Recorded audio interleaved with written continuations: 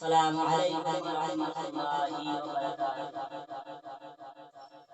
আপনারা সালামের জবাব দিবেন। সালাম দেওয়া কি সুন্নাত, সালামের উত্তর দেওয়া ওয়াজিব। এজন্য আবারও অন্তরস্থল থেকে আবারও আমি সালাম দিচ্ছি, আশা করি আপনারা সকলেই সালামের জবাব দিবেন।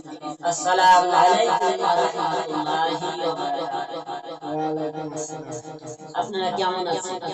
আলহামদুলিল্লাহ। আলহামদুলিল্লাহ। জি, আপনাদের দোয়ায় আমিও আছি আলহামদুলিল্লাহি রাব্বিল আলামিন।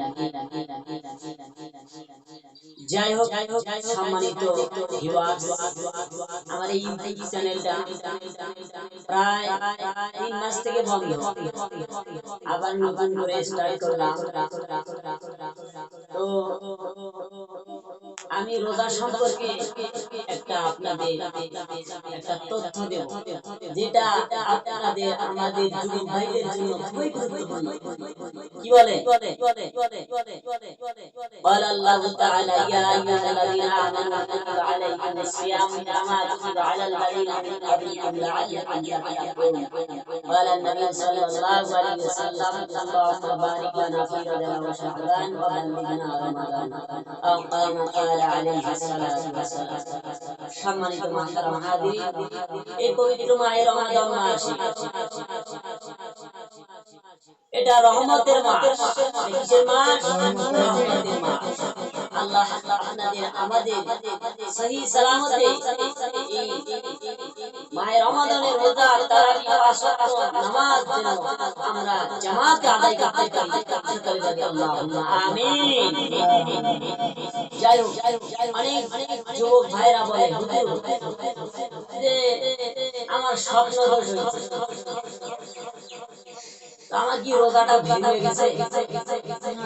এটা প্রশ্ন জাগে কিনা? জাগে। বলা হয়েছে যদি কোনো ব্যক্তি যদি রোজা রেখে দিনের বেলা ঘুমন্ত অবস্থায় যদি তার স্বপ্নদোষ হয়ে যায়, তাহলে তার রোজা কি হবে না?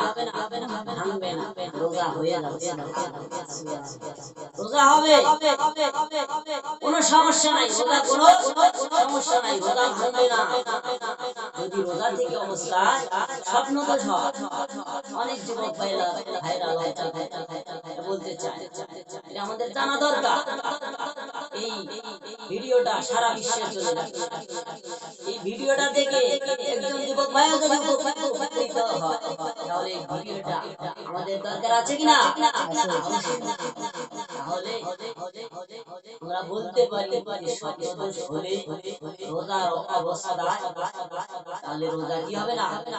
ভাঙবে না।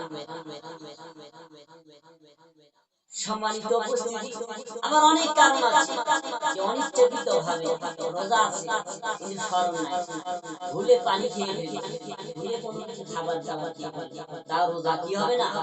ভাঙবে না। গড়গড়া সহ চুরি করা যাবে না, অনিচ্ছাকৃত ভাবে যদি পানি প্রবেশ করেই যায়, তারপরেও রোজা হবে। ইচ্ছাকৃত ভাবে পানি পান করা যাবে না। রোজা কি কি কারণে ভাঙে, কি কারণে ভাঙে না, অনেক বিস্তারিত। এজন্য আমি ভিডিওটা অনেক লম্বা করব না, এই পর্যন্ত। আল্লাহ আমাদেরকে সবাইকে এই ভিডিও থেকে শিক্ষা নেওয়ার তৌফিক দান করুন। আমিন। আসসালামু আলাইকুম ওয়া রাহমাতুল্লাহ।